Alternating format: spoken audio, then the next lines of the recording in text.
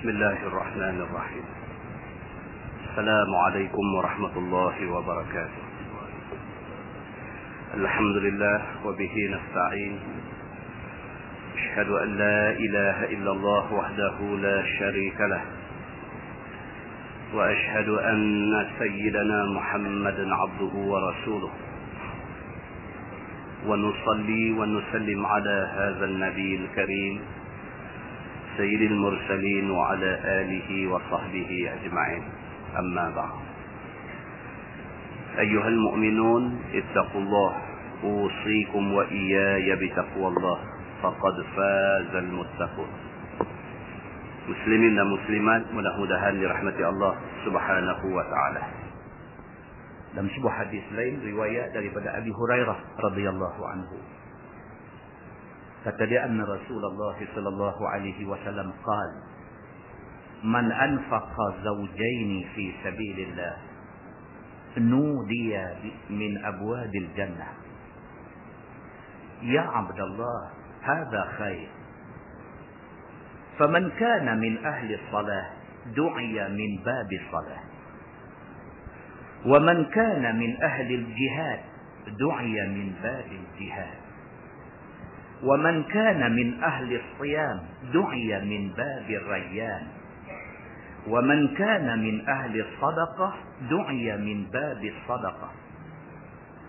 Qala Abu Bakr radhiyallahu anhu, bi abi anta wa ummi ya Rasulullah, ma ala man du'iya min tilka al-abwab min darurah,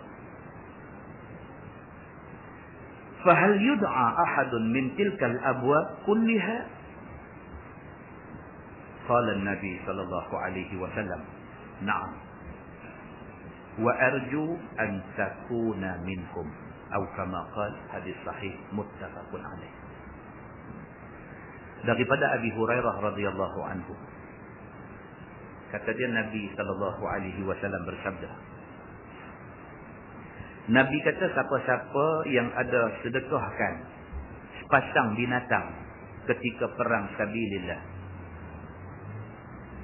semua pintu syurga akan panggil dia suruh masuk. Nabi kata begitu. Itu statement Nabi. Kenyataan yang Nabi buat, Nabi kata, kalau berlaku perang jihad, kalau berlaku perang sabilillah, siapa yang bagi derma dua binatang, zaujain, dia guna perkataan itu. Zaujain maksudnya sepasang. Dia bagi unta sepasang ke, dia bagi lembu sepasang ke, dia bagi kambing sepasang ke, tak kira. Orang nak pergi perang, nak kena siap bekalan untuk nak turun perang yang tak tahu berapa lama. Siapa yang bagi sepasang binatang untuk tujuan Nabi dan para sahabat nak turun pergi perang sabilillah ni, Nabi kata ganjaran dia esok, nudiya min abwabil jannah, akan diseru dia ni daripada semua pintu syurga. Syurga ada berapa banyak pintu tu, tiap-tiap satu pintu panggil dia, mailah masuk sini, mai masuk sini, mai masuk sini. Kata pintu tu, ya Abdullah hadza khair. Pintu ni kata, ya Abdullah, wahai hamba Allah, hadza khair, pintu ni bagus, mailah masuk. Pi sikit lagi, pintu sana pula kata, ya Abdullah hadza khair, mai wahai hamba Allah, pintu ni bagus. Pi sikit lagi, jumpa pintu lain pula, ya Abdullah hadza khair. Nak habaq kata dia ni welcome pada semua pintu. Semua pintu nak dia masuk. Nabi kata begitu. Tujuan Nabi ialah nak encourage, nak bagi semangat kepada sahabat-sahabat ni untuk nak donate, untuk nak bagi sumbangan kepada orang yang nak pergi perang sabilillah. Nabi kata, faman kana min ahli salah du'iya min babi salah. Sedangkan pintu-pintu syurga itu, Nabi kata satu pintu dia ada khusus dia. Dia ada speciality dia. Barang siapa, Nabi kata, min ahli salah, daripada ahli sembahyang. Dia orang sembahyang, tuan-tuan. Tunggu ya, rindu dia. Tunggu masuk waktu ni nak sembahyang. Dia ahli sembahyang. Dia jumpa satu sahabat baru 2 malam lepas. Dia accident berapa bulan lepas. Patah kaki dua-dua. Bukan berapa bulan lepas, bulan Ramadan lepas. Patah dua-dua kaki ni. Dia buat motor, satu kereta terlelap. Sudah pergi randuk dia. Patah dua belah kaki ni. Masuk hospital. Jumpa dia di masjid. Sembang-sembang dengan dia. Boleh naik motor balik di masjid lah ni. Semayang duduk atas bangku. Tuan-tuan yang kata ahli semayang ni. Dia memang pada dulu dia orang bagus, budak bagus. Allah uji orang bagus ni, dia aksiden patah kaki dua belah, bubuh besi pelit tu kunci. Boleh naik motor lagi. Pergi semayang jemaah di masjid lagi, duduk atas bangku semayang. Tungkat buah tepi. Saya kata kat dia, Masya Allah, kata, cepat ni kira-kira baik ni. Dia kata, Alhamdulillah Ustaz, Allah Ta'ala bagi peluang kedua. Dia kata, sembang dengan dia. Tuan-tuan, dia boleh habaq kata saya satu benda. Tapi Ustaz, dia kata, saya langsung tak menyesal apa yang Allah bagi kat saya. Dia kata, dia pasal apa? Seumur hidup saya, Ustaz, umur dah 40 lebih dah, dia kata. Seumur hidup saya, dia kata, saya tidak pernah merasa sedap, rasa lazat semayang. Melainkan sewaktu saya duduk di kaki hospital tak boleh jalan tu. Masa tu sedap Ustaz semayang, dia kata. Saya sebab tu pasal apa tuan-tuan? Manusia ni, dia bila Allah bagi susah dekat dia masa tu lah, dia manja dengan Tuhan. Bila Allah bagi susah dalam apa bentuk sekalipun, susah dalam apa form pun Tuhan bagi dekat dia. Susah kerana duit tak ada ke, susah kerana kena sakit kronik ke, susah pasal anak jadi apa ke. Manusia ni bila Allah bagi dekat dia satu susah, yang dia duduk dalam keadaan yang dia rasa helpless, dia rasa tak ada siapa boleh tolong dia. Masa tu kalau dia mengadu kepada Allah, lazat tu ada. Lazat tu ada. Semayang ni sujud, dia kata walaupun dia tak boleh sujud lagi, orang pasti duduk atas kaki, dia kata, tapi bila buat kelakuan sujud tu, dia kata, Ustaz, dia kata, berasa macam tak mau angkat kepala. Lazat. Bila sujud tu, dia duk biasa dengar hadis ni, Nabi kata ni, aqrabul ibad ilallah ni, hampir-hampir hamba dengan Allah ni fi sujud, ketika sujud. Dia rasa dia dekat dengan Tuhan. Dia kata masa sujud tu kalau boleh tak mau angkat kepala. Sayang ni macam dekat dengan Tuhan. Kita kalau tidak pernah merasa kemanisan yang macam tu, kita dengar cerita dia tu, kita cuba duduk dalam cerita dia tuan-tuan, teringin kita nak rasa. Muslimin dan muslimat yang dirahmati Allah sekalian. Orang yang ahli semayang, orang yang bagus macam ini, Nabi kata, du'iya min babis salah. Pintu sembahyang. Syurga itu ada pintu. Pintu tu pintu sembahyang. Pintu tu panggil dia. Pintu tu kenailah. Ini ahli sembahyang. Ahli salat. Panggil dia mai. Wa man kana min ahli al-jihad du'iya min babil jihad. Macam itulah Nabi kata. Kalau orang tu dia ahli jihad. Lambat dengar panggilan jihad, dia turun awal. Takut tak ada dalam hati ini. Takut tak ada. Dengar aja panggilan jihad. Namalah Badar ke, Uhud ke, Khandaq ke. Apa nama perang sekalipun. Bunyi aja panggilan jihad, dia ada depan. Dia ahli jihad. Syurga itu ada satu pintu. Babul jihad. Pintu itu panggil dia. وَمَنْ كَانَ مِنْ أَهْلِ الصِّيَامِ دُعِيَ مِنْ بَابِ الرَّيَّانِ. Siapa yang atas dunia ni ahli puasa. Bukan puasa Ramadan aja, duk cari aja.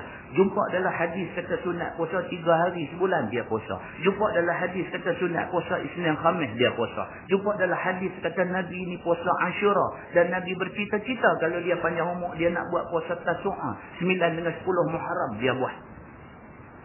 Dia ni ahlus siyam, dia ahli puasa. Syurga itu ada pintu khusus untuk orang yang menjadi ahli puasa ni, nama dia Babur Rayyan. Rayyan ni maksud dia kenyang. Maksud dia puas. Puas minum air, kenyang makan makanan. Itu makna Rayyan. Duk tunggu. Wa man kana min ahli sadaqah du'iya min babis sadaqah. Nabi kata siapa atas dunia ni dia ahli sedekah. Tak gaduh bagi sampai ribu-ribu. Dia ni cuma ringan nak bagi sumbangan. Pergi masjid mana pun, singgah semayang start apa pun. Korang-korang RM1 buah dalam tabung masjid. Dia jenis orang macam tu. Dia tengok orang, satu orang nampak susah, orang tu tak minta apa kat dia pun. Dia tengok nampak ni, zup bagi RM10. Dia macam tu. Kerana itu ada satu pintu. Pintu sedekah. Dia bagi. Duk panggil dia. Abu Bakar As-Siddiq macam biasa. Dia ni mudah terangsang dengan cakap-cakap Nabi. Bila Nabi kata begitu, Abu Bakar As-Siddiq terus kata dekat Nabi. Dia kata, bi abi anta wa ummi ya Rasulullah. Itu sumpah hebatlah orang Arab. Kalau sumpah macam tu, kira maksimum punya sumpah. Bi abi anta wa ummi. Demi bapa aku dan mak aku tebus mereka dengan engkau ya Rasulullah. Itu maksudnya. Ma ala man du'iya min tilkal abwab min darurah. Dia kata dekat Nabi, dia kata, ya Rasulullah, demi Allah, tak akan rugi siapa pun yang dipanggil oleh pintu-pintu itu. Tak rugi. Dia kata kalau dia dipanggil oleh pintu semayang pun tak rugi. Kalau dia dipanggil oleh pintu puasa pun tak rugi. Kalau dia dipanggil oleh pintu sedekah pun tak rugi. Kalau dia dipanggil oleh pintu jihad pun tak rugi. Siapa pun, kalau mana-mana pintu syurga panggil dia tak rugi. Ya Rasulullah, kata Abu Bakar. Fahal yud'a ahadun min tilkal abwab kulliha? Tapi nak tanya satu ya Rasulullah. Ada tak ada orang yang semua pintu panggil dia? Kita ni esok di sana. Kalau pintu semayang panggil kita pun, alhamdulillah tuan-tuan. Tak kira lah berapa banyak pintu ada. Mana-mana pintu kenal kita panggil. Mai, ya Abdullah, hadza khair. Aku kah? Seronok dah tuan-tuan. Abu Bakar tanya Nabi, dia kata, ya Rasulullah. Dia kata, ada tak ada? Dia kata, orang yang semua pintu pakat panggil dia. Ada tak ada? Qala Rasul sallallahu alaihi wasallam. Nabi jawab. Nabi kata, na'am. Nabi kata, ada. Wa arju an takuna minkum. Nabi kata, dan aku harap kamu, wahai Abu Bakar, salah seorang daripada yang akan dipanggil oleh semua pintu. Hadis itu hadis sahih, muttafaqun alaih. Sepakat ulama mengatakan itu hadis sahih. Mudah-mudahan mukadimah itu memberi manfaat kepada kita. Kita menggunakan Bahrul Mazi jilid 2. Muka surat 36. Muka surat 36 kita masuk bab ma jaa fi sahwi an waqti salatil asr. Itu bab yang datang pada menyatakan lupa daripada waktu sembahyang asar. Ni dia nak cerita, dia ni terlampau sibuk kerja, terlampau apa ke? Asar tak sembahyang. So kita lah dia kerja dengan balik dengan jalan jam, dengan legutu, dengan leguni, dengan apa kan orang. Dia terlupa. Duk berasa lagu semayang dah. Padahal tak semayang lagi. Katalah dia ni bila masuk waktu biasanya dia semayang di pejabat dulu, lepas tu baru balik. Biasa lagu tu. Tak hari tu apa kan kalang kabut turun pergi, tak semayang lagi di pejabat. Balik tu kena jam pula kot jalan. Dia berasa lagu semayang dah. Walhal dia tak semayang lagi. Apa hal dengan orang yang lupa semayang asar? Ketahuilah saudaraku, seorang itu hendaklah jangan dia meringan-ringankan sembahyang sehingga luput daripada waktu fadilatnya. Dia start lagu tu. Syekh Idris Al-Marbawi yang tulis kitab ni, dia start yang tu. Dia kata jangan ada siapa daripada kalangan kita ni duk buat halai-balai dengan sembahyang. Sebagaimana dalam masalah yang disebutkan tadi, kerana luput waktu fadilat itu rugi beberapa pahala. Waktu fadilat ni apa dia tuan-tuan? Waktu fadilat ni awal waktu. Itu maksud waktu fadilat. Masuk waktu, katalah Zuhur kata masuk pukul 1.20. Itu awal waktu. Masuk terus semayang, itu waktu fadilat. Pukul 3 saat ni baru semayang pun tak salah, tapi terlepas pahala waktu fadilat.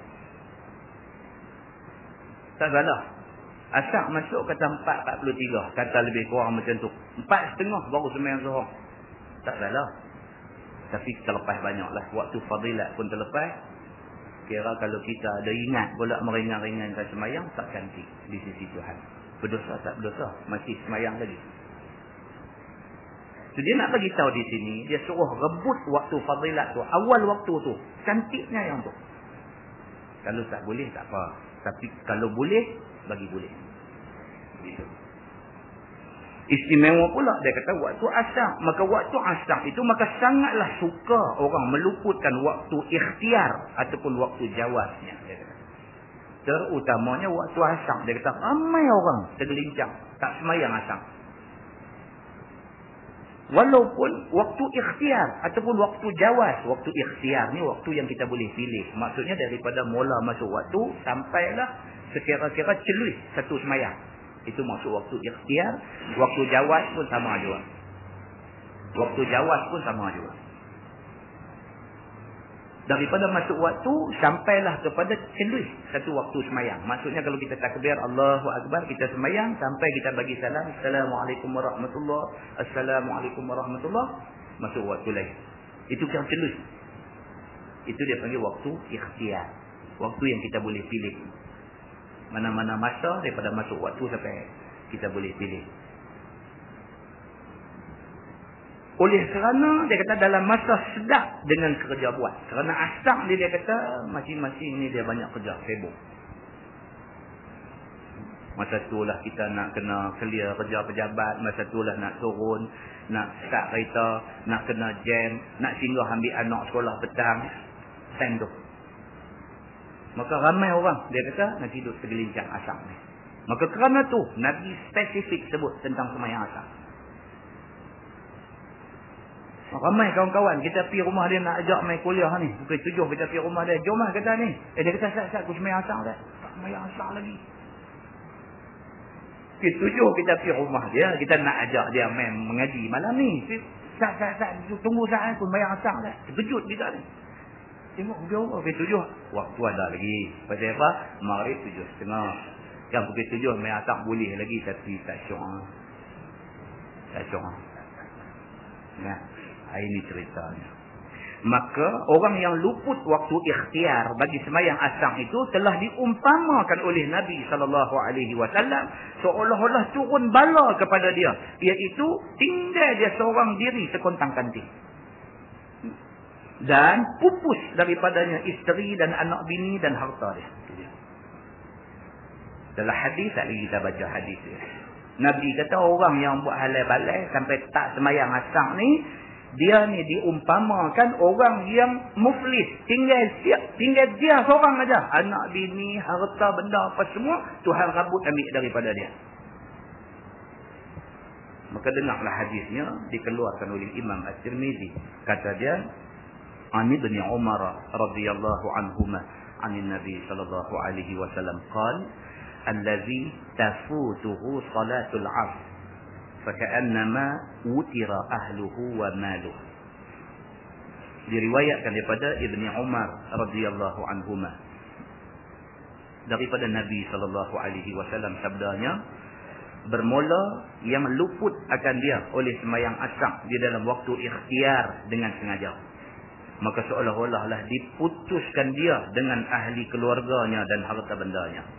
Yakni seolah-olah diambil Allah Ta'ala akan anak isteri dan harta benda daripada dia. Maka tinggallah dia menunggal terkontang-kanting seorang diri.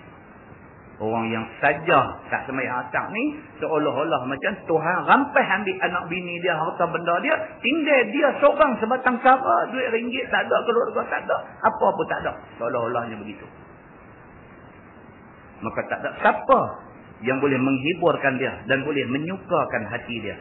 Dan jadilah bala pula ke atas, turun ke atasnya oleh kebiasaannya beranak isteri dan juga berharta. Itu dia. Sunyi itu satu bala. Macam kita, macam kita anak ada 5 orang, 6 orang di rumah. Seorang duduk keluar daripada rumah. Masa ada 5-6 orang di rumah tu, rumah ni pembesar kot ni bilik tambah hotel buat lugu tu lugu ni apa, pasti anak duduk ada 5 orang. Anak tu bukan nak duduk dengan kita. Kita pembesar rumah bukan untuk kita. Jauh sekali untuk ingat nak menunjuk kat orang. Tak. Untuk nak bagi keselesaan pada anak. Anak ni tunggu hari dah nak keluar daripada rumah kita. Bukan kerana dia tak suka kita. Bukan kerana dia benci kita. Tapi kerana itulah lumrah dalam hidup manusia. Sampai masa anak keluar tinggal kita. Seorang mula start dengan keluar pergi mengaji. Masuk sekolah asrama. Kita hantar tuition sana sini, dia dapat 5A. Bila dapat 5A, dia pergi asrama. Korang seorang ahli keluarga. Hak abang pergi asrama, dia kata satu, dia kata tahun depan adik pergi. Tahun lagi satu, adik lagi seorang pergi. Lepas tu, pergi universiti. Habis. Lepas keluar universiti, sat balik duduk di rumah, sat aja pergi kerja, nikah keluar duduk rumah haji. Macam mana kita ni selama berapa tahun, setidak-tidaknya 12 tahun, anak kita duduk dengan kita dalam rumah kita 5-6 orang ni lompat, kumpang, riuh rendah, kita pun riuh duk marah mereka dengan apa cerianya rumah tu, tiba-tiba kosong. Kita tengok muka bini kita tengok kita garu kening, dia garu dagu. Oh, kata kacau macam ni aku boleh digila, kita kata kat bini kita kata kalau abang gila, saya ni tak tahu apa nak jadi. Orang paling rapat dengan anak saya, dia kata bukan abang. Tuan-tuan, macam mana rasanya kesunyian tu, dia nak gambarkan orang yang tak semayang asar ni jadi macam tu. Allah rampas habis segala-gala daripada dia, bini dia, anak dia, harta benda dia, tinggal dia sebatang kara. Semata-mata kerana dia sengaja tinggal semayang asar. Begitu. Maka jadilah itu seperti satu balak yang turun ke atasnya kerana kebiasaan dia beranak isteri dan berharta. Maka demikianlah juga orang yang meluputkan waktu asar yang ikhtiar itu, maka luput daripadanya segala pahala yang besar. Sebagaimana bandingan luput anak bini dan harta itu. Seumpama macam tu. Tuhan ambil hadis semua. Pasal dia saja tinggal semayang asar ni. Maka hadis ini dikeluarkan oleh Imam Muslim di dalam Sahih Muslim. Dan juga dikeluarkan oleh Imam Bukhari di dalam Sahih Bukhari. Dan kata At-Tirmizi, ini hadis hasan lagi sahih. Kata Nawawi, telah bersalah-salahan ulama pada kehendak tentang luput asar itu pada hadis tadi. Maka kata Ibnu Wahab dan lainnya, ialah orang yang tiada semayang akan dia di dalam waktu yang ikhtiar. Dan kata Sahnun dan Al-Asili, ialah orang yang melambatkan semayang asar sampai masuk matahari. Itu pendapat ulama. Cerita dia buat ringan semayang. Itu cerita dia. Langsung tak semayang ke ataupun takhirkan bagi lewat semayang sampai dan satu rakaat aja dalam waktu hak lain tu dah bang masuk waktu lain dah. Tak kira macam mana, ceritanya kita buat mudah tentang benda tu. Tajuk baru dia kata bab ma jaa fi ta'jil as-salah idza akharaha al-imam.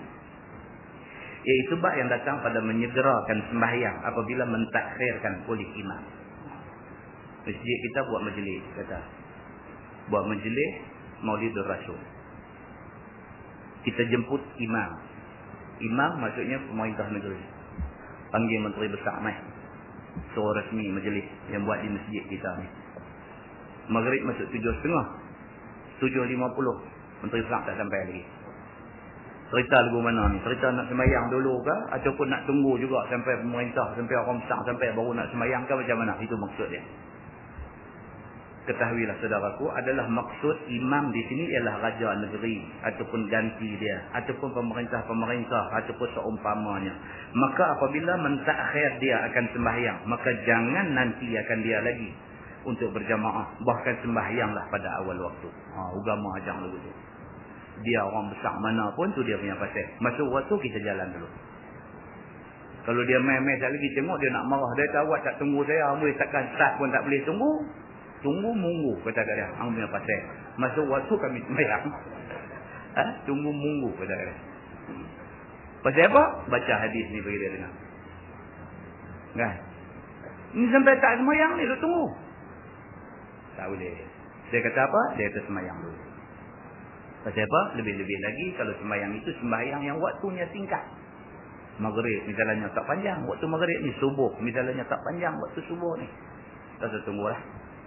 Hang sampai sembahyang sekali, hang sampai lambat, hang sembahyang kemudian kami jalan dulu. Pasal apa? Pasal hak kita nak sembahyang, hak kita nak sembah dalam sembahyang ni raja kepada segala raja. Maliki yaumiddin. Raja yang memiliki hari kiamat. Muslimin dan muslimat yang dirahmati Allah sekalian. Maka dengan sebab menurut suruh Nabi SAW yang demikian itu, seperti yang telah dikeluarkan oleh At-Tirmizi, kata dia an Abi Dzar radhiyallahu anhu qala Nabi SAW, ya Aba Dzar, umara yakununa ba'di yumituna shalah. Diriwayatkan daripada Abi Dzar radhiyallahu anhu, kata dia sabda Nabi SAW kepada aku, sabda Nabi, wahai Aba Dzar, bagaimana engkau buat Apabila ada raja-raja yang ada mereka itu kemudian daripada aku, Nabi kata, memati mereka itu, yakni mematikan mereka itu akan sembahyang, yakni mentakhirkan mereka itu akan sembahyang daripada waktu yang ikhtiar. Nabi tanya Abu Zar, Nabi kata, wahai Abu Zar, esok aku tak ada, esok akan mai pemerintah yang memerintah negeri ini, yang depa ni kira sembahyang lagu buat lebih kurang. Maka sahut Abu Zar, tiada hamba tahu ya Rasulullah. Maka apakah Tuan hamba suruh hamba buat? Abu Zar dengan adabnya. Dengan Nabi kena beradab. Kalau Nabi tanya jangan sebarang-barang jawab. Kalau Nabi tanya paling beradab jawab apa? Allah wa rasuluhu a'lam. Itu paling beradab. Bila Nabi tanya walaupun kita ada jawapan, tapi kita jawab dekat Nabi, Allah wa rasuluhu a'lam. Allah dan Rasul lebih tahu. Bagi Nabi jawab senang. Kita boleh bagi jawapan kita, betul, tak betul. Kalau betul tak apa, tak betul pun Nabi boleh berbetul. Tapi adab kita dengan Nabi. Kita dengar Nabi kata dulu. Tuan kalau sampai di Madinah, tuan sampai di makam Nabi SAW. Di makam Rasul tu, tuan tengok di atas tu. Di atas derajat makam Rasul tu, di atas derajat tu dia ambil ayat-ayat daripada surah Al-Hujurat. La tarfa'u aswatakum fawqa sawtin Nabi. Jangan kamu angkat suara kamu lebih daripada suara Nabi. Itu semua ditulis. Itu semua adab-adab kita dengan Nabi. Kita sampai di depan makam Nabi nak bagi salam pun susah duk buat cara kurang adab. Elok-elok sampai tu Assalamualaikum ya Rasulullah. Adab. Yang duk buat lagu kita di kampung ni. Assalamualaikum ya Rasulullah duk buat lagu tu. Tak lagi serban merah balon di belakang. Orang dah tulis dah di atas tu. Jangan duk angkat suara lebih ke atas suara Nabi ada. Dia nak abang kata kita kena beradab. Nabi ada, Nabi sudah wafat, sama aja. Kita kena beradab dengan dia. Di antara adab kita dengan dia apa dia? Bila orang sebut nama Nabi, kita kata sallallahu alaihi wasallam. Kita selawat kepada Nabi. Itu adab. Kalau orang sebut nama Nabi kita buat dah, buat pekak badak tu kurang adab. Bila orang sebut kita sebut sallallahu alaihi wasallam, makna kita adab dengan Nabi. Betul-betul kita menghormati Nabi, kita junjung tinggi Nabi, kita sangat-sangat sayang, rindu nak jumpa Nabi sallallahu alaihi wasallam. Baik. Abu Zar bila Nabi tanya dia, kalau hang itu hidup satu zaman di mana pemerintah pada zaman itu mematikan sembahyang, maksudnya duk buat lewat sembahyang, apa hang nak buat? Nabi tanya Abu Zar, Abu Zar jawab apa? Dia kata, tuan hamba nak suruh hamba buat apa? Hamba tak tahu. Apa tuan hamba suruh itu yang hamba buat, dia kata. Maka sabda Nabi sallallahu alaihi wasallam, "Fashalli salatan liwaqtiha." Nabi kata, maka hendaklah sembahyang engkau akan sembahyang itu awal waktu. Nabi kata soal pemerintah ni dia mai lambat ke dia nak mai pukul berapa? Tu dia punya pasal. Hang masa waktu sembahyang. Nabi kata begitu. Menunggal kamu. Kemudian pergilah kamu lihat apa kerja kamu. Walaupun terpaksa sembahyang seorang. Pasal apa? Jawatan kuasa masjid semua nak tunggu sampai dia mai. Kita terpaksa sembahyang seorang. Sembahyang dulu. Begitu. Kemudian sekiranya kembali kamu ke masjid, tiba-tiba kamu dapati imam sembahyang berjemaah, maka sembahyanglah pula kamu lagi sekali. Kita dah sembahyang dah, masuk waktu dah, tunggu saatlah. Kita bagilah, bukan kata kau masuk-masuk kita sembahyang terus, tunggu 5 minit tengok. Tak nampak tanda-tanda kata nak sampai lagi. Orang semua duduk tunggu lagi, kita sembahyang dulu. Terus sembahyang kita turun pergi buat kerja kita apa, saat lagi dengar trafik mai dia mai dah, mai pula depa sembahyang jemaah. Sembahyang lagi sekali. Nabi kata tak ada masalah. Tak lagi kita akan tengok perbincangan fiqh tentang sembahyang 2 kali. Dah sembahyang dah, lepas tu tadi kita sembahyang seorang, lepas tu mai pula tengok orang sembahyang jemaah. Tadi kita sembahyang seorang, kita lipat sekali lagi. Sembahyang pula lagi sekali berjemaah pula. Apa hukum dia?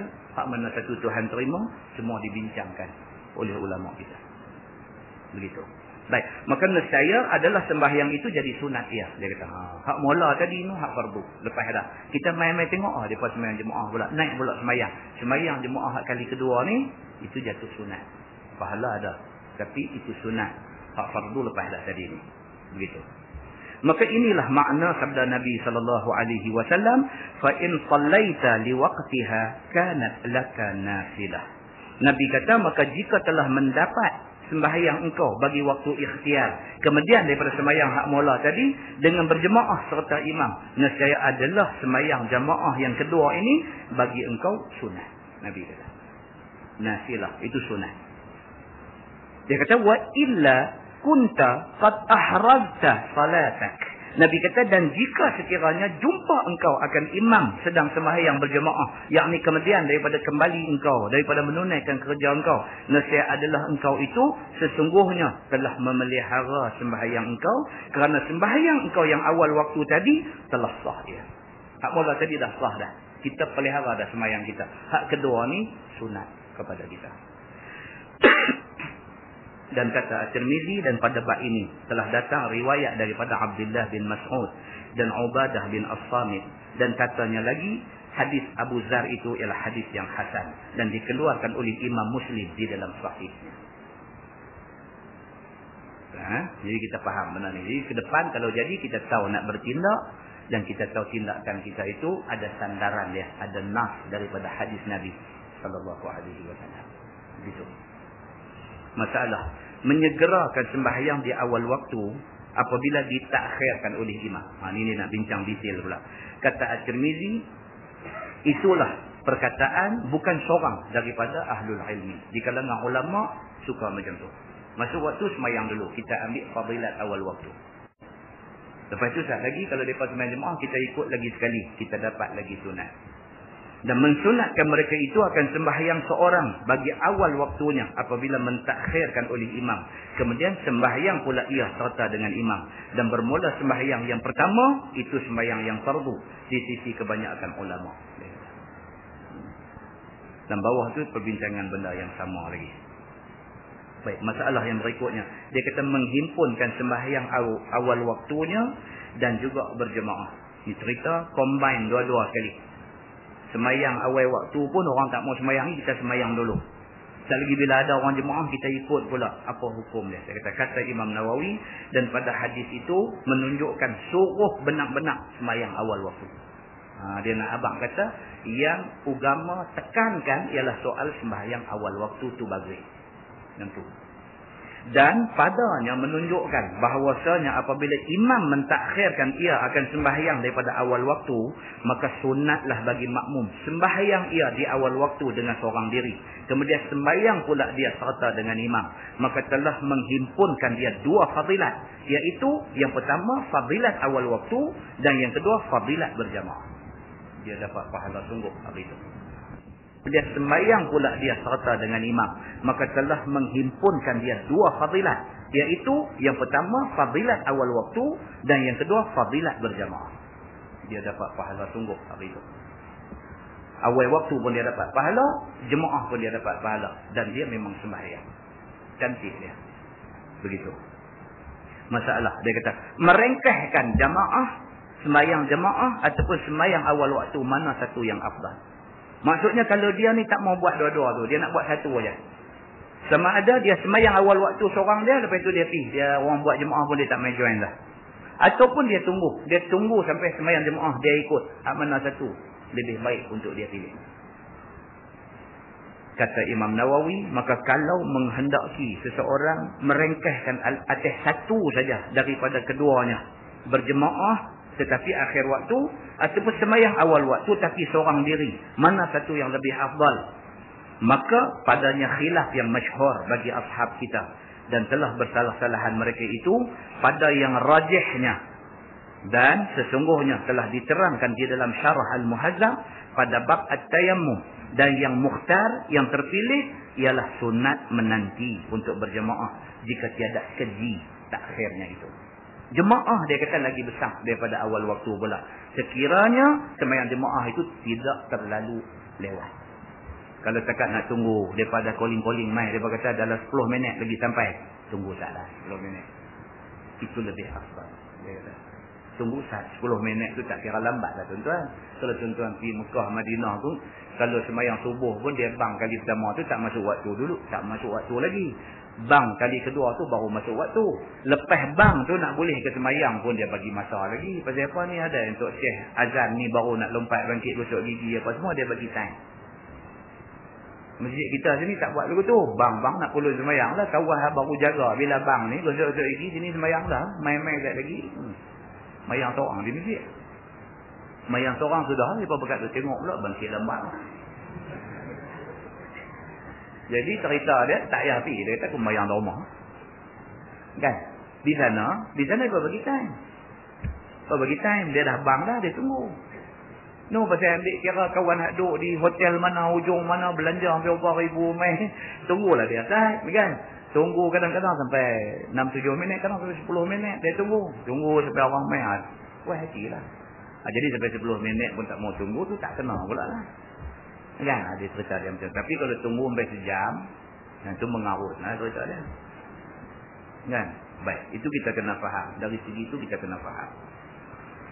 Baik, dia kata masalah muadah pada salat pada subuh dan maghrib dan asar. Dia kata ni cerita nak ulang-ulang semayang ni macam mana pula pada semayang subuh, pada semayang maghrib dan pada semayang asar.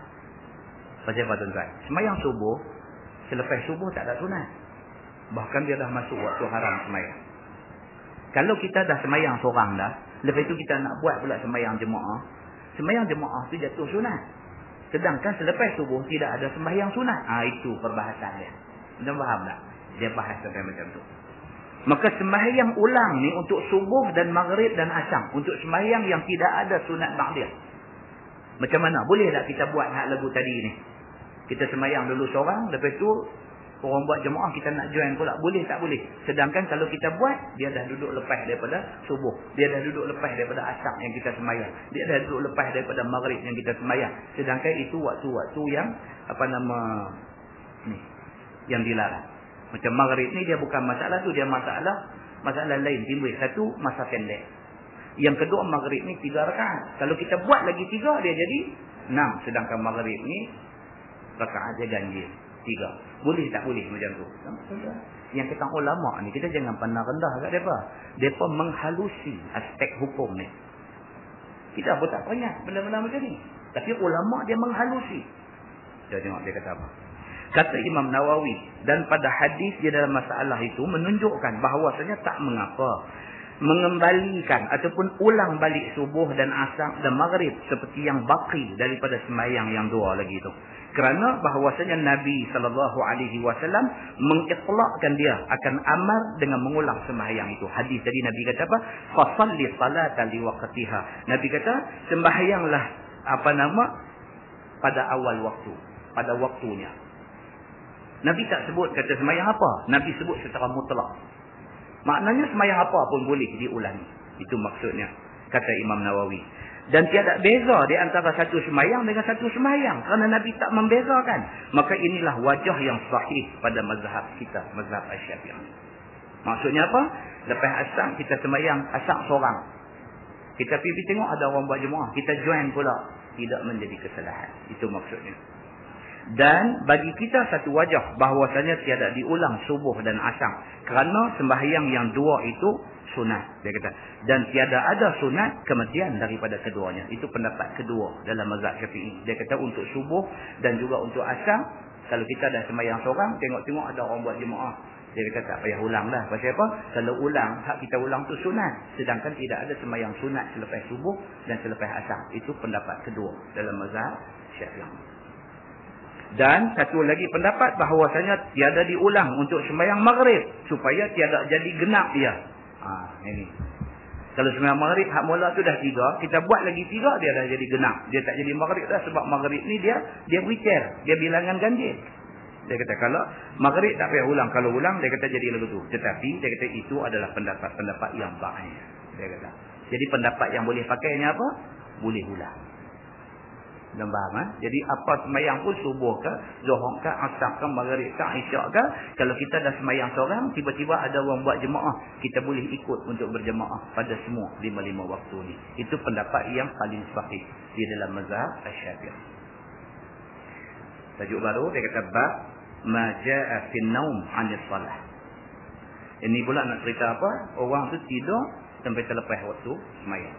Ni duk jadi bila ni kerap kali subuh.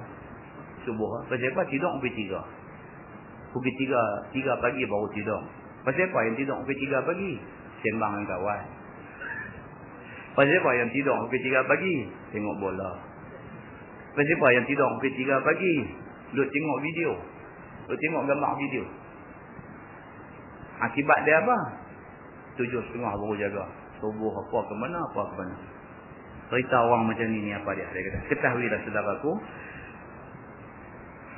seorang yang tidur sampai luput waktu, apa hukumnya? Selepas waktu sembahyang ni semata-mata kerana tidur. Maka misalnya iaitu satu orang telah selesai dia daripada sembahyang Isyak, kemudian tidur dia, tiba-tiba terjaga matahari sudah terbit. Dia ni lepas Isyak tidur letih apa aku tak tahu lama, balik daripada mana pergi meminang apa di Johor, mana nu balik sampai penat semua lah, tak kepala tu ke 8 pagi tu. 8 pagi tu orang panggil, macam mana cerita dia ni.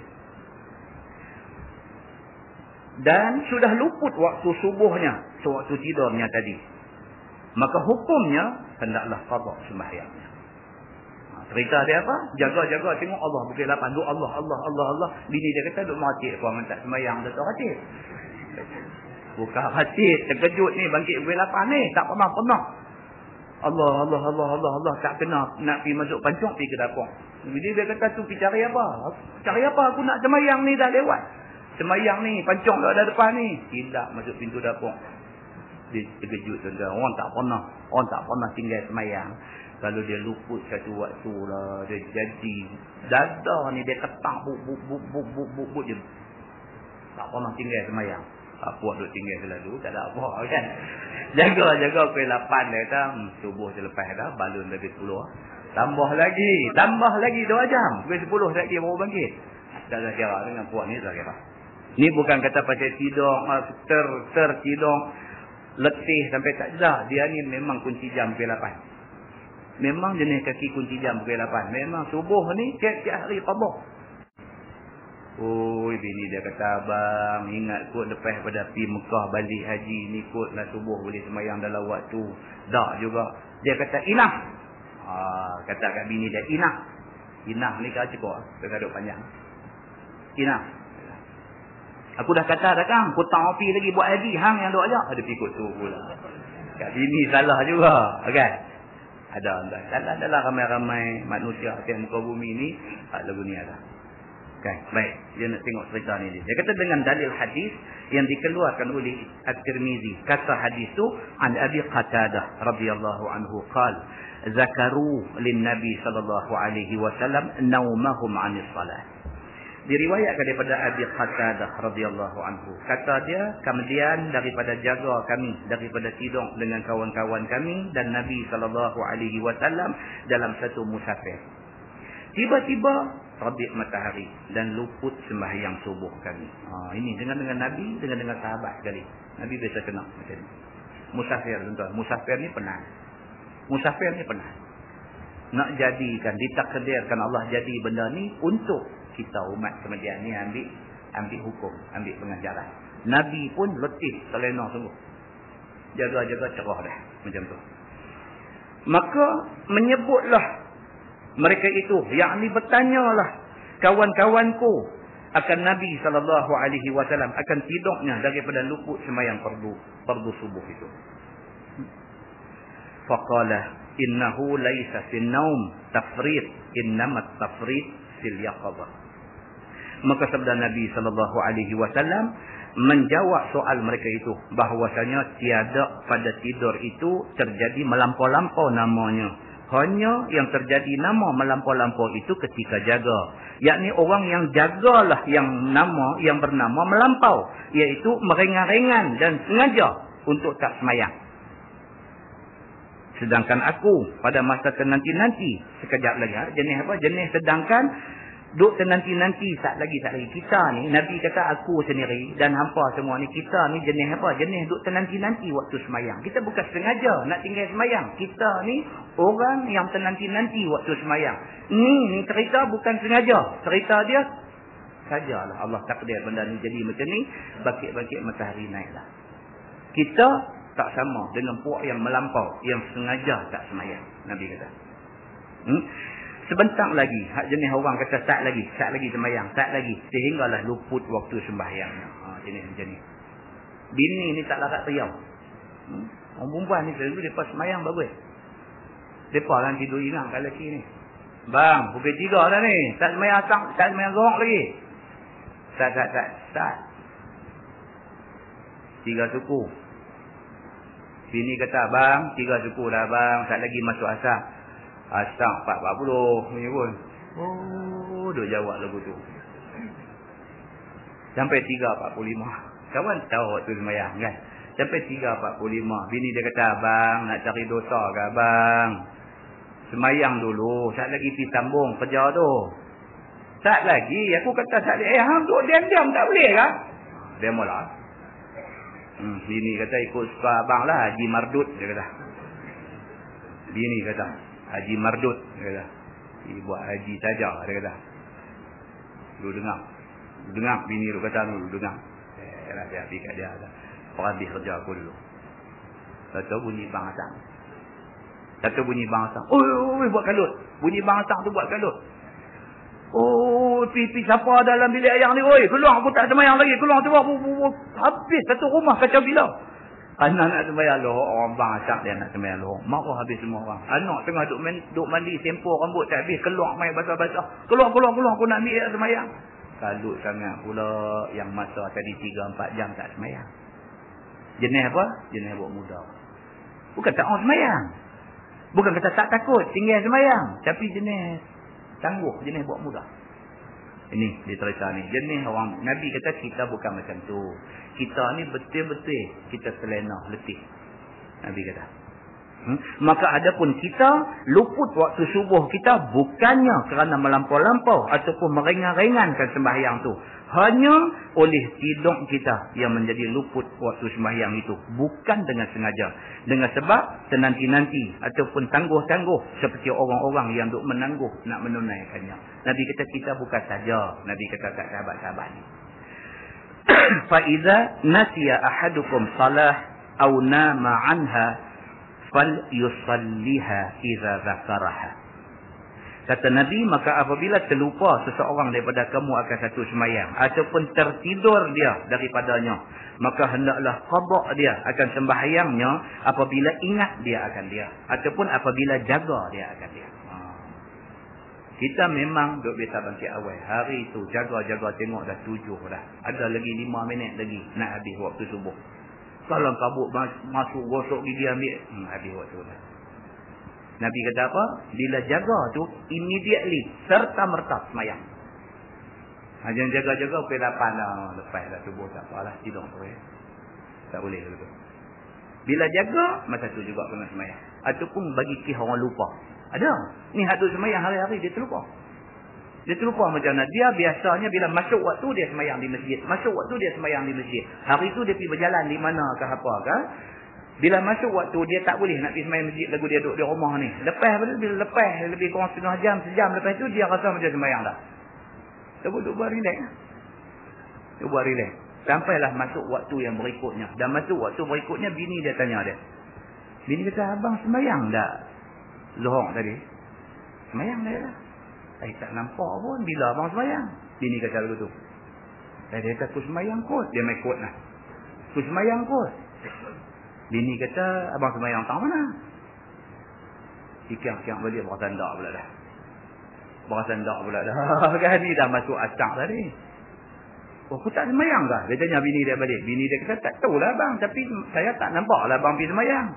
Allah, sudahlah kata. Kes yang macam ni. Tak sengaja. Segera. Nabi kata, bila teringat tu, dia ambil ayat semayang dulu. Semayang zuhur dulu, baru semayang asar. Begitu. Baik.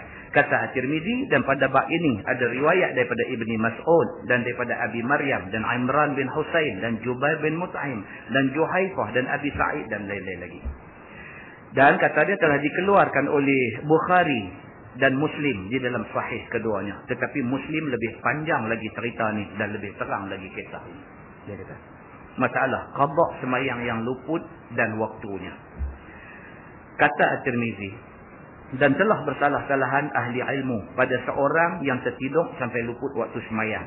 ataupun seorang yang lupa akan sembahyangnya, maka jaga ia daripada tidur ataupun apabila ingat dia daripada lupa, padahal ia di dalam bukan lagi waktu sembahyang itu, yang ini sudah luput waktu sembahyang itu, dan ingat ataupun jaganya itu ketika berbetulan dengan terbit matahari ataupun waktu masuk matahari, maka adakah ia sembahyang pada dua waktu ini ataupun ditakhirkan?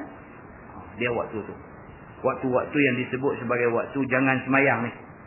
Waktu nak terbit matahari dengan waktu nak terbenam matahari. Waktu ni waktu dilarang sembahyang. Kita pula baru sedar daripada tidur time tu. Adakah kita boleh sembahyang time tu? Itu maksud dia. Adakah kita boleh sembahyang time tu? Tuan-tuan, bab sembahyang ni banyak masalah timbul. Macam mana bab haji, macam mana bab umrah lah. Dia, kita mengaji punya banyak lah, punya banyak buku kita baca lah. Jumpa juga masalah kita tak pernah jumpa. Tadi siang ada satu orang telefon. Dia kata, Ustaz, saya esok nak kena operate tonsil dia menanak. Esok nak kena buat operation. Okeylah, operate tu di Hong Kong. Itu bukan anggota wudu. Tapi selepas operation, mereka akan drip tangan masuk ayam. Bila tangan tu drip, timbul masalah lah. Nak ambil ayat semayang macam mana. Bab basic, tuan-tuan. Bab apa dia? Bab ambil ayat semayang ni. Kita kalau pergi masjid, dengar ustaz tu mengajar, bab ambil ayat semayang. Kita kata bila tahun lah nak habis. Main-main bab semayang. Main-main bab semayang tu tak dengar.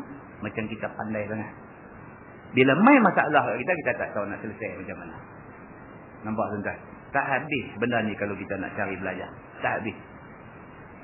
Dia tanya. Ni saya pun dah naik lemah dah ni. Duk tanya orang macam-macam. Dia kata, ada kata kena tayamum. Pasal nak ambil ayat semayang kawasan tu berbalut. Jadi dia kata kena tayamum. Lepas tu ada pula seorang pula kata ambil ayat semayang. Ambil dulu basuh tangan, kumuk, basuh muka. Lepas tu basuh tangan. Basuh tangan, bila tangan tu balut, berhenti. Tang basuh tangan tu berhenti, tayamum dulu. Ambil debu, tayamum muka dengan tangan. Lepas tu continue balik, sambung balik. Kepala semua sampai kaki. Ada kata lagu tu. Ui, pening Ustaz. Saya kata pening, tak ada semayang. Ui, senang je. Okay. Tak boleh banyak cerita sangat. Saya kata dia ginilah. Secara jelas tidak ada dalam nas. Secara jelas. Tetapi nas yang asal tu diberi pandangan oleh ulama-ulama yang muktabar banyak. Saya kata dia cuba rujuk di dalam tafsir ayat ahkam Muhammad Ali As-Sabuni. Dalam bab ni cerita pasal ayat semayang, cerita farsilu wujuhakum apa semua ni, kita akan jumpa perbahasan dia akan bagi 3 pandangan dia akan bagi di sana. Satu, dia kata apa? Ambil ayat semayang sampai habis. Tempat balut-balutlah, basuh kot tepi dia saja. Habis semua, tayamum. Dengannya ganti tempat yang berbungkus, yang berbalut tadi. Pendapat kedua pula dia kata apa? Ambil ayat semayang, bila sampai ke tempat balut tu berhenti di tayamum dulu. Tayamum berlemuih muka, berlemuih apa semua, mai sambung ayat semayang pula. Itu pendapat kedua. Ada dalam pendapat. Pendapat lah, bukan nas, bukan ada hadis apa, pendapat ulama. Mai pendapat ketiga dia kata apa? Ambil ayat semayang macam biasalah. Tang tempat balut tu, sapu ayam kuat atas balut tu saja. Semayanglah. Dan semayang itu sah, tak payah hutang. Kalau ada 3 pendapat, ada pendapat yang betul-betul merumitkan dan menyusahkan orang yang memang susah. Pasal apa kita nak ambil pendapat tu? Kenapa kita tak ambil pendapat yang tidak menyusahkan dalam ibadat? Sedangkan ruh ibadat, prinsip di dalam syariah Islamiah ni, dia senang. Dia memudahkan lebih-lebih lagi pada orang susah. Kalau tidak disyariatkan sembahyang duduk bagi orang yang tak kuasa berdiri. Pasal apa? Syarak membenarkan sembahyang duduk. Pasal nak memberi rukhsah, memberi keringanan kepada orang yang dalam keadaan susah. Pasal apa? Ada syariat sembahyang sambil berbaring. Pasal nak memberi keringanan kepada orang yang dalam keadaan sakit, susah. Lepas tu kita pula, orang tu sakit, kita pergi tambah tai bagi dia sakit lagi. Dia dah duduk terlentang atas katil hospital, kaki duduk bungkui, tangan duduk bungkui, patah sana sini. Lepas tu dengan duduk suruh ambil ayat semayang, dengan duduk umai debu lumuk muka dia pula. Jadi bila orang tengok, mereka kata, mereka kata takkan Islam macam ni pun. Kita yang hidup jadi susah. Dalam bab haji sendiri pun ada hadis. Dalam bab haji, sahabat duk tanya Nabi macam-macam tentang haji ni. Tanya-tanya. Lepas satu-satu. Nabi kata apa? Nabi kata, if'al wala haraj. Nabi kata, buatlah. Takat mana boleh buat. Jangan sampai menyusahkan. Itu saja. Yang pentingnya ibadat tu buat. Jangan kita pergi habaq dekat orang, tapi orang tak mau nak buat ibadat. Dia kata payah-payah, esok keluar hospital, esok qada. Ambil abad. Sedangkan tidak ada syariat suruh tinggal sembahyang tarawih esok qada. Tak ada apa yang tu. Kita pergi bagi susah orang, bagi takut orang, sampai akhirnya orang tak buat langsung. Muslimin dan muslimat yang dirahmati Allah sekalian. Cerita macam tu. Sama lah macam cerita kita pergi duk tawaf ni, cerita batal yang sembahyang ni, tak habis bincang. Tak habis bincang. Tabung haji mula-mula dulu kata kalau sentuh batal, tak kira apa pun, sentuh kira batal, kena pergi ambil ayat sembahyang lain. Sedangkan cerita kata sentuh batal ni cerita dalam mazhab Syafi'i sahaja. 3 mazhab lagi dia semata-mata sentuh tanpa nafsu, tanpa syahwat, tak batal. Maknanya benda ni bukan sabit dengan nas yang qat'i. Dia adalah hasil daripada tafsiran ulama. So, bila macam tu kita pergi di Mekah hari ni, bila kita tawaf ni tak dapat tidak tuan-tuan. Dengan hak duk tawaf kuat kupu-kupu ni, dengan mesti sentuh punya. Ni jenis perempuan nak tawaf tangan duk merewang gawang apa pak kena pipi kita balik tengok perempuan pula dah. Kita punya duk jaga ni jalan-jalan lepak mai 3 kaki kita. Tengok perempuan pula. Duk ulang dia sembahyang kita. Bila nak habis tawaf? Kita baca dalam hadis tawaf ni Nabi SAW dalam tawaf yang disertai dengan sa'i. Tawaf yang disertai dengan sa'i. Kalau tawaf sunat itu tawaf saja. Kalau tawaf yang disertai dengan sa'i, maksudnya tawaf rukun, tawaf haji ataupun tawaf umrah. Lepas tawaf tak lagi nak sa'i. Nabi SAW pada 3 pusingan yang pertama tu, Nabi ittibah. Nabi buka bau sebelah kanan. Dan Nabi ramal. Nabi berlari-lari anak. Ini untuk laki-laki. Bila komplit 3 pusingan tu, Nabi tutup bau dia. Dan Nabi berjalan biasa. Itu sunnah berdasarkan hadis Nabi SAW. Hari ni kalau kita pergi, kita buat macam mana yang tu. Kita buka bau sebelah. Bila masuk pusingan keempat, kita tutup. Ada pula syekh lain hadut tawaf ni, mai tepuk belakang kita ni. Dia tepuk, dia kata ni, buka bau ni. Ya Allah, kita buat dah betul dah. Dia mai tegur kita di kelang kabut pula. Macam mana ni? Duduk belajar kata, celaru pula. Masa tu celaru pula. Muslimin dan muslimat yang dirahmati Allah. Kita belajar macam mana pun dia ada. Benda kita miss tu ada. Sekali lagi, yang ni aku tak tahu lagi. Ada dah habis-habis sa'i dah. Mai tak nak tahallul. Duk potong rambut ni. Dia tak tahallul lagi. Dia belum potong rambut dia. Dia pergi balas rambut kawan lah. Tolong potong bagi kat kawan tu. Lepas tu ada orang main abang pula kata, hang tak boleh. Hang potong lagi rambut hang. Dia kata tak lagi. Ya hang pergi potong rambut orang pasal apa? Pucat lesi pula. Gagal. Tengok ada handphone bawa dia. Telefon ustaz tak angkat pula dah. Ni aku nak tanya ni macam mana ni. Mampu lah aku. Dia mula duk motek dia tu. Nampak kan? Duk baca buku ni macam-macam dah. Dia jadi satu benda tu pula yang kita tak tahu lagi. Nak abang kat tuan-tuan apa? Tak habis. Ilmu kita belajar ni tak habis. Banyak tuan-tuan. Dalam banyak-banyak hadis Nabi kita biasa dengar ni, akan ada 1-2 hadis yang kita tak biasa dengar. Muslimin dan muslimat yang dirahmati Allah. Ini kita belum sampai. Dia akan sampai hadis itu ni. Nabi SAW sembahyang yang 4 rakaat. Nabi sembahyang 3. Habis 3 rakaat Nabi bagi salam. Assalamualaikum warahmatullahi. Assalamualaikum warahmatullahi. Lepas tu Nabi bangkit balik lah rumah dia. Sahabat ni tu wah. Awak 3. Selalu riwayat tu di kalangan ulama hadis ada kata sembahyang asar. Awak 3 ni. Maka dalam ramai-ramai tu ada seorang kata mungkin wahyu baru turun ke potong jadi 3 kot. Tak tahu ni takkan. Ada hak satu pula kata kot Nabi lupa kot. Hak seorang pula kata tak mungkin Rasulullah boleh lupa. Jadi dulu tu.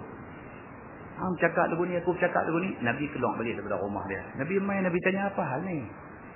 Bunyi ramai ni. Jawab satu orang, dia berkata, ya Rasulullah, tuan sembahyang 3 aja tadi.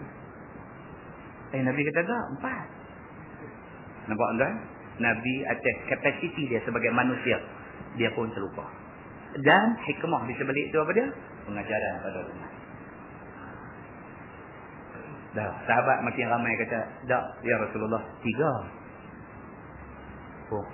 Nabi terus pergi duduk balik atas sejadah dia, berdiri. Nabi sambung 1 rakaat saja. Nabi sambung 1 rakaat saja. Dan sahabat semua pakai ikut. Dan Nabi bagi salam. Dengar hadis itu terkejut pula. Oh, boleh lah lagu tu? Boleh lah?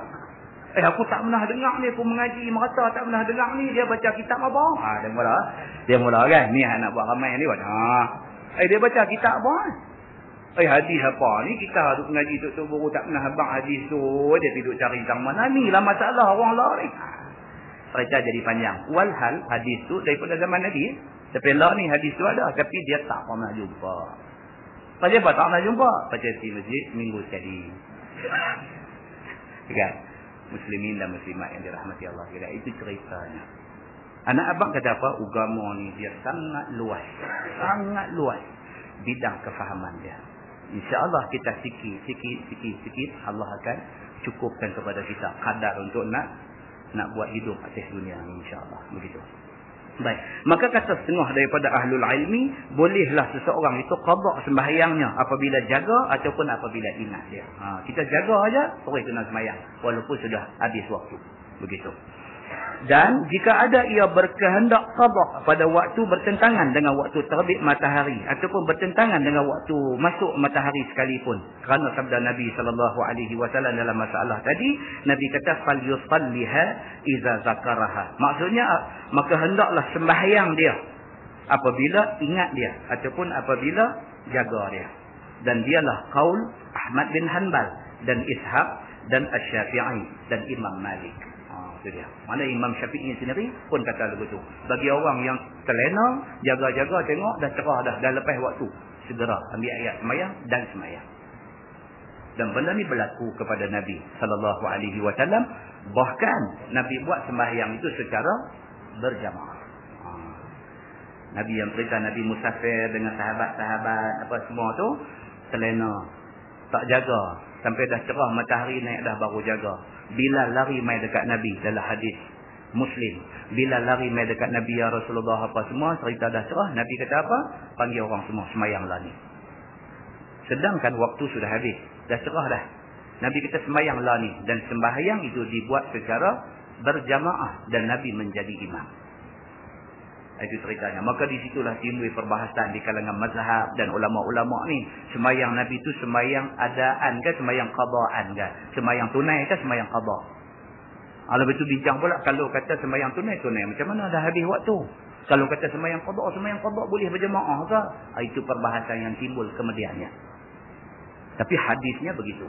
Nabi bangkit tidur, semua orang pun jaga lewat, matahari sudah naik dan Nabi sembahyang subuh berjamaah. Dalam keadaan sudah di luar waktu. Muslimin dan muslimat yang dirahmati Allah sekalian. Dia kata, dan kata setengah daripada ahli ilmi, tidak boleh sembahyang qada pada waktu bertentang matahari terbit ataupun masuknya. Tadi dia kata ni. Melainkan nanti sampai terbit habis matahari ataupun masuk habis matahari baru sembahyang. Kerana waktu terbit matahari dan waktu jatuh matahari itu haram sembahyang sunat. Dan menyerupai dengan ubadus syams, iaitu orang yang sembah matahari. Maka qaul ini jadilah fardu itu sebagai sunat. Itu pendapatnya. Yang kata tak boleh itu, dia kata kalau sembahyang time tu nampak macam kita ni sembah matahari, dia kata begitu. Sedangkan itu pendapat dia. Boleh sembahyang pasal apa? Pasal Nabi kata jaga aja terus sembahyang, tak kira waktu apa. Segerakan sembahyang yang kita luput tadi. Masalah dia kata tidur, tiadakah taklif hukum syarak atasnya? Ini perbincangan. Dia kata kalau orang tidur ni kira tak berdosa ke dia ni atau macam mana? Tak berdosa ke orang yang tidur ni? Dan kata Imam Nawawi dengan hadis tadi ini, sabda Nabi innahu laisa fin naum tafrid, iaitu dalil bagi barang yang telah ijma' ulama atasnya, bahwasanya orang yang tidur itu tidak mukallaf. Orang yang tidur itu tidak mukallaf. Dia tak dianggap berdosa kalau dia buat sesuatu dalam keadaan dia tidur. Ada setengah orang, dia tidur, dia mamai, dia manyau, dia apa nak panggil, jenis tidur bangkit jalan ni. Ada. Tidur. Bangkit pi duk buka komputer lah apa padahal haji dah. Bukan dia buat apa? Dia pergi bangkit buka komputer duduk atas bangku depan komputer tu dulu tu. Bini tengok tak ada, kelok main tengok duduk depan komputer. Dia kata abang baru jaga. Pasal apa aku duduk panggil? Dia berjalan dalam tidur main buka komputer. Perempuan ni tengah tidur. Bangkit berjalan duduk siang ikan di dapur. Yang tu tak ada lah. Semua aspek tak pernah jadi. Tapi hak cerita tidur, duk bangkit, duk berjalan ni ada. Baik katalah dia tengah tidur. Bangkit, dia ambil pisau, dia radak perut siapa lah mati. Macam mana kes orang ini? Dari segi dunia, dia dibicarakan. Tapi dari segi dia dengan Allah, kalau sebenar-benar pun dia tidur dan dia tak sedang apa dia buat, Allah ampun dia, mudah-mudahan. Tapi dari segi dunia, dia dibicarakan. Dan perbahasan dia pergi sampai ke peringkat apa? Sampai ke peringkat orang gila. Orang gila ni orang yang termasuk dalam hadis Nabi yang kata rufi'al qalam an salasin ni. Allah angkat kalam dia, tak tulis dosa pahala kepada 3 golongan. Di antaranya apa dia? Ke atas orang yang majnun, orang gila ni. Orang junun ni sehinggalah dia sedang. Jadi dia gila. Kalau dia pergi buat apa-apa, dia dengan Tuhan tak berdosa. Pasal dia gila, memang dia tak waras. Tapi tang dia pergi rosakkan harta benda orang, kalau orang tu tuntut, keluarga dia kena bayar. Nampak? Ini agama punya hukum dia macam tu. Dia gila, dia pergi ambil bata merah, dia pergi rembas cermin mereka jiran dia. Kalau dia memang sebenar gila, Allah tak kira dia berdosa. Pasal dia gila. Rufi'al qalam. Tapi tang mereka dia pergi bagi pecah tu, pak dia ke, siapa adik-beradik dia kena bayar ganti rugi kat orang tu. Tak boleh dia kata, minta maaf lah, buta lah, pasal dia ni gila. Kita tak boleh jawab lagu tu. Agama pun kata salah kalau jawab lagu tu. Walaupun atas dunia orang kata apa? Ada lesen besar. Dia kata dia ni ada lesen besar. Jangan duk buat pasal dengan dia. Lesen besar mana pun dari segi hukum agama, dia pergi rosakkan harta benda orang tuntut, keluarga kena bayar. Dari segi dosa, dia dengan Tuhan, Nabi kata rufi'al qalam. Ini perbahasan dia ni cerita tu panjang, wallahu a'lam, dia nak bayan tu. Insya-Allah bulan depan kita tengok bab ma jaa fi rajul yansa salah. Itu bab yang datang pada menyatakan laki-laki yang lupa dia akan sembahyang. Ini nak cerita tentang orang yang lupa nak sembahyang.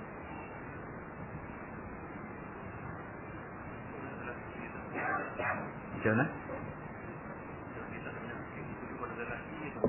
Dari itu kita baca muhimah untuk 7 perempuan. Haji kita tanya, kita pasal apa ni duk kenal lelaki-lelaki ya, orang perempuan tak ada kah? Tak perempuan sikit lah yang kata mungkin dia bersiang ikan tu sikit. Tak ada apa, orang lelaki-lelaki banyak kan. Pasal apa? Pasal dulu kita baca kitab muhimah fi ilmil hadis. Perempuan aja duk kenal. Sampai saya terima surat ubutan daripada orang perempuan. Lepas hantar, orang putih kita blackmail dia, lepas hantar satu surat berubut saya. Dia kata ustaz ni apa? Bias. Dia kata bias. Kira laki-laki ya betul semua. Perempuan ni semua salah. Pemarah saya. So saya pun buat gimana kan?